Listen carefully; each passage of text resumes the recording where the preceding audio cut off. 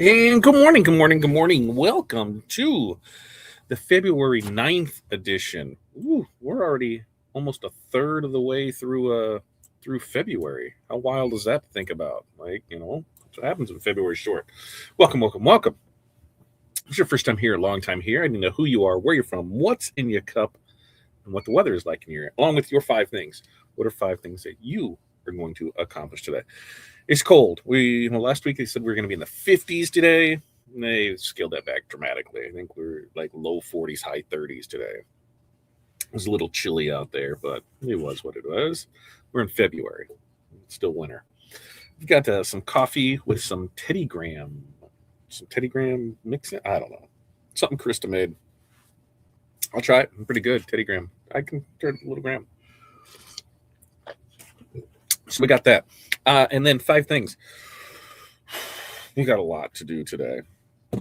Because looking at it, we got orders. We got a lot of orders. Thank you for those that ordered yesterday. It looked like, some of you weren't watching Super Bowl at all. Did you place some orders during the game? I appreciate that. We all do. So we got orders that need to get pulled and going out. We've got two stores that need to get wrapped up today. We have email responses to get back to, and then we have a meeting here later this afternoon. So those are all five. I'd like to hear what yours is. And on your end, let me find where we are for it. Make sure to like and subscribe, ring the bell. And I think there's is there like a share button or a boost button? There's something new that I think is on there, and I'm gonna go look here to see if I can see it. Dirk says he's thirsty. He's not thirsty at all. Not at all, Dirk. What are you trying to pull over there, Dirk? Saying you're thirsty. You're not. Now I'm going to turn this down, bring it here so I can see it. But somebody said there was a new button that was on there where you could share or do some extra stuff with it. I don't know. I have to go look at it and see. So, what are we talking about today? Today, we are talking about why teams buy from people they trust, and that is not always the cheapest option. So, that relationship-driven selling, it's especially important for at-home apparel decorators. So that's what we're going to talk about today. Now, let's get to our check-ins and let's see how people are doing this morning. Renee, good morning to you. Sunny in Chicago. We might break freezing and get today. I know it's kind of wild, right? Water in the bottle, tea in the mug. Taking mom to a doctor appointment. Not sure what mother for will be. It's Monday. It's National Call-in Sick Day, right? National Call-in to Work Sick Day. But I know I'm going to take a lot of heat for this. I'm going to take a lot of heat, and I'm just going to go say it. I thought the game, the commercials, and the halftime were all kind of meh. Like it wasn't I was super excited about any of it, or I can tell you memorable moments of anything. I don't know if there was a commercial that really stood out to me. The game was a defensive battle, which is just kind of in football. Halftime, I don't know any Bad Bunny songs, so it was tough to follow along. But the vibe was good. I'll give it that. So yeah, it was meh. So I didn't even have one drop of any liquor yesterday. There's a Super Bowl fact for you. Just no booze, no nothing. Made up quite a bit of food. We did good on the food ways. Mini tacos and what the hell else? Mini tacos, homemade pretzel balls. I don't even know. Loose meat sandwiches, bacon crackers. It was a good little feast. I love it. I love it. Love it. Rustling, good morning. Can you please post a link for the sign up for Hall of Fame tomorrow? No, because I don't see it in my notes. So I'll send them a message to get it posted because I don't even see it over here in our used links. I'm looking 1, 2, 3, 4, 5. Nope, not in there. So I'll send them a message. I'll put it in our punch list. That way, make sure to take it out and post it there for it. What's up, Chuck? Good morning to you. Keith, good morning. Sunny Space Coast in Florida. French vanilla coffee in the cup. Very nice. Morning, Jerry. And morning, Renee from Jerry. Morning, Renee from Jerry. Or morning, Jerry from Renee. That's how it was. Linda, good morning. Sunny and currently 59 on the way to 84 in Central Texas. That is not bad. Hot tea in the cup, cereal in the bowl. 5 things. Post photos, edit photos, press uniform forms, 3D print emails. Linda's got a busy day in front of her. And hi, Renee and Jerry from Linda. Barb's checking in. North Central Minnesota, 30 and windy, water in the cup, 5 things, quote, 3D printing, embroidery, digitizing, work on taxes. Good day for Barb there, too. Good morning, Linda and Barb from Renee, and hi, Linda. Nice weather from Jerry. Hi, Relinda. Yeah, Hello, everybody. That's what we got there for you. What is that? Jabbery. Good morning to you. Good morning to you. Yeah, Dirk thinks he's thirsty, and he's not. He's not at all. Alania, good morning to you. Ice water in the cup. It was. It was just kind of like, meh, you know. I thought the Patriots were going to pull some bear stuff there at the end and do that, but and I didn't have good numbers in the squares, so that always was like I thought, like I Jesus, my numbers were 7-5, 7-5 for both teams. Come on. Thought maybe I get lucky. Nothing. Wasn't even close. Where are the likes? I don't know, Brian. Where are the likes? Go hit them. Go share right there. It was all meh. Yeah. And that's what, see, I'm glad I'm not the only one that did it. It was just kind of Our quarterback should be six times a game. Right?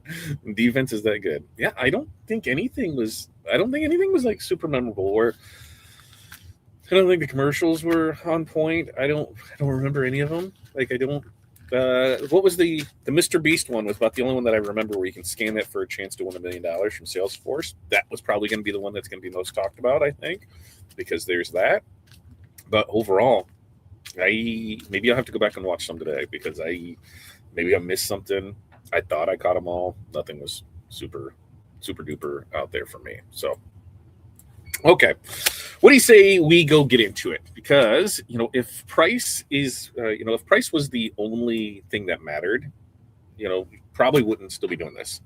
Because if teams, truly bought on that cheapest first logic, the interwebs would have totally wiped out at home apparel decorators years ago.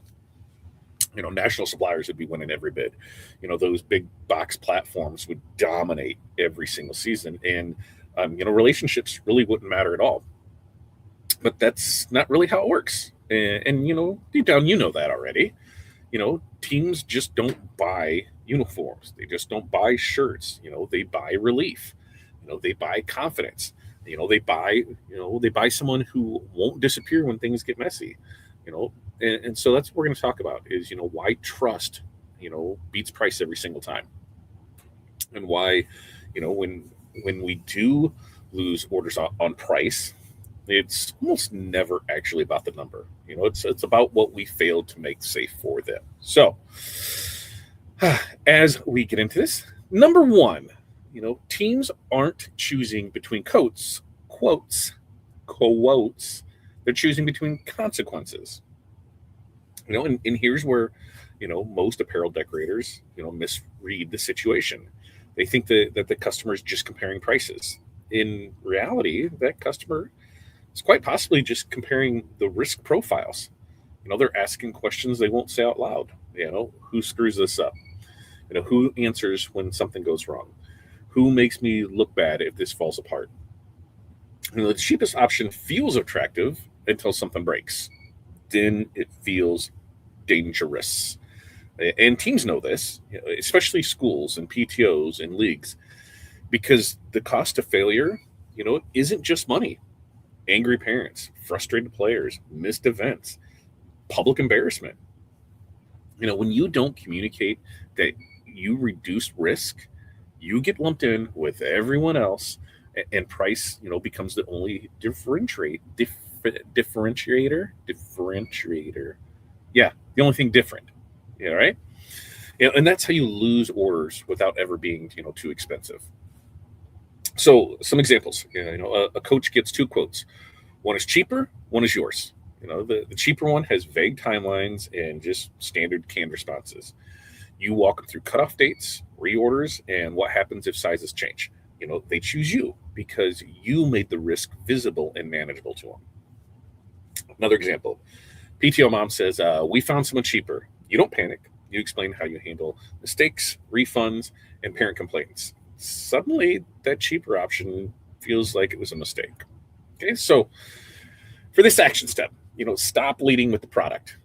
Lead with how you prevent problems, because that's what teams are actually buying. Okay?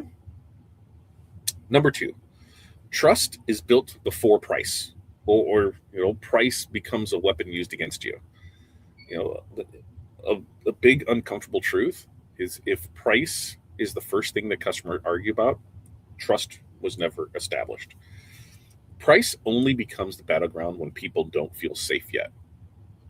And a lot of times at-home apparel decorators often wait until, they send pricing to prove their value. By then it could quite possibly be too late. The customer is already comparing numbers instead of outcomes. Trust is built in how you explain the process, how you clearly answer your questions, and how calm you sound when you talk about things that really could go wrong. If you skip that part, price becomes the only thing they can measure. And once price is the only thing they can measure, you lose, because there is always somebody who will undercut you. So, some examples, you know, a school asking for pricing. One decorator sends a number, you send context, timelines, reorders, artwork approval flow. Your price feels intentional, and the other just feels random. Another example: a small business compares vendors. The cheapest one rushes the conversation, and you slow it down, just enough to show the control. They trust you, even if you do cost a little bit more. So, for this action step, before you ever send pricing, explain how the process works, so those numbers really do have some meaning behind it. Okay, number three: when you compete on price, you train your customers to leave you. What? Oh, this is the part that some people might not like to hear, but they need to. Being cheap is not neutral. When you compete on price, you attract customers who will leave the moment someone else is cheaper. You create buyers who don't value consistency, who don't value communication, or they don't value long-term relationships. And then you act surprised when they ghost you the next season. You know, trust-based selling does the opposite. It creates customers who don't want to start over, who don't want to retrain someone new, who don't want to gamble again.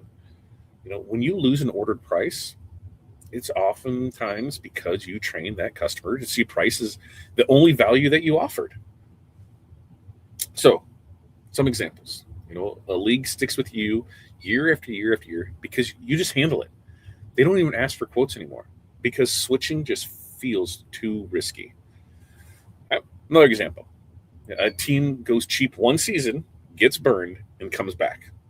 Suddenly, your price isn't questioned because trust was missing before. So, for this action step, decide what you want to be known for: lowest price or lowest stress. Stop mixing the two together. All right. Now, before we continue on to Form 5, let's check back in and see what we got here. La, la, la, la, la, la, la, la, everything in there. The Star Wars commercial. Yeah, I was really hoping for something good, and it was not. It felt pretty hokey. It did not do all there. All day in Chicago. Jabber and rape for me. The commercial was the Dunkin' Donut commercial. That one was pretty. That one had a lot of cameo and references. I could go with that one. Brian says 5 things prepare so I can leave for the Texas Music Educators Conference tomorrow. The traveling man Brian is on the road with his show. Trust equals confidence equals competence equals confidence equals trust. Love that. Love that. Absolutely. Do not fight your way to the bottom. Do not fight your way to the bottom. Yeah, we're problem solvers. Solution orientation is the name of the game. We are 100% problem solvers. We're there. If there is a problem, we'll solve it. That's what we got, right? Okay. Back into number 4. Your communication is the product, and bad communication, that's why teams leave. And this is where at-home apparel decorators dramatically underestimate themselves. Your communication is not extra. It's not a bonus. It is the product. Timely replies, clear explanations, proactive updates, owning up to your mistakes instead of hiding from them. That's what teams remember. That's what teams remember. And that's what, determines who gets that next order. When teams say, I liked working with you, they're not talking about their shirt. They're talking about how it felt to deal with you. So when your communication is sloppy, it's slow or reactive, trust can erode and price suddenly becomes negotiable again. So some examples, coach says, we went with you because you answer our messages. That's not about cost, right? That's about reliability. A PTO says, you made this easy. That sentence is worth more than any discount. So action step here is, audit your response time, your clarity, and your follow-up. Because, poor communication silently destroys trust long before price is ever discussed. And number 5, confidence is what turns price into a deal. Price into a deal instead of a deal breaker. Right? Confidence is what turns price into a deal instead of a deal breaker. So here's the final truth for this. When you sound unsure, customers dig into price. When you sound confident, customers stop fighting that number. Confidence doesn't mean arrogance. It means knowing your role and owning it. Teams want someone who feels like they've done this before, because the consequences of failures are higher than the cost of the order. If you don't believe you're the safest option, your customers won't believe that either. And when that happens, what do? They default to that cheapest option, not because it's the best, but because nothing else felt solid. So, examples of this, a team hesitates on price. You calmly say, hey, totally fair. Most teams choose us because we remove the stress. That objection just dissolves. Another example, school stops asking for discounts once they trust you won't disappear from. So, action step for this is just practice stating your value without an apology, because clarity is what makes pricing feel justified. So to recap all of this, teams buy reduced risk, not apparel. Price becomes a problem when trust isn't built early. Cheap customers leave, trust-based customers stay. Your communication is part of what customers are paying for. 5, confidence turns price into context instead of conflict. So if you've ever lost an order and told yourself it was because you were too expensive, just pause, take a break, because more often than not, it was not the number. It was uncertainty, it was risk, it was trust that never was really fully formed. And you do not need to be the cheapest option to grow. You need to be the safest one. And when teams trust you, prices stop becoming the deciding factor. That's what we have for you today. Remember, we do this every Monday, Wednesday, Friday, 8:30 a.m. Central Standard Time. So make sure to go like, subscribe, and turn on the notifications wherever they are around here. Wednesday, what are we talking about Wednesday? We're going to talk about how we're sticking on spiritware, how to sell spiritware when you don't have a storefront. So how can you do, winning orders without a physical location, right? So that's what we're talking about there. Questions, comments, concerns, throw them in there. Tomorrow night, Tuesday with Todd, that's at 7 p.m. Central Standard Time. Still not 100% sure what we're doing. Corey's going to go through some stuff today, and then we'll pick out from there. And then here in the next couple of weeks, we'll do a ball drop giveaway extravaganza. I want to make sure to have at least 2 weeks to be able to do that. And since we're in the shoulder season of March, we might have some new designs and things with that. So, yeah, that'll be a little ways out there. Tomorrow, there is the last free training for Hall of Fame. We'll make sure to get that link registration posted for that. And then after that, hey, if you want that training, you need to sign up to become a Hall of Fame or All-Star member. So look for those to get put out there. Okay. See, Alana said they will follow up the low-hanging fruit, not consistently. Absolutely. Having a website store has secured orders for me 3 years in a row now. Diet it to be easier. I think, diet to be easier. Try it. Bye. Not sure what that was. We'll have to catch the rest of the team replay. Have a good day. Renee, you have a good day too. All right. But with that, we're going to wrap up. Mentorship Community Year Call starts in about 38 minutes. We'll go get that one set up for you. Everybody else, we do this Monday, Wednesday, Friday, 8:30 a.m. So make sure to go like and subscribe. Until next time, you guys have an amazing day. Peace, love, press on, and we'll see you then.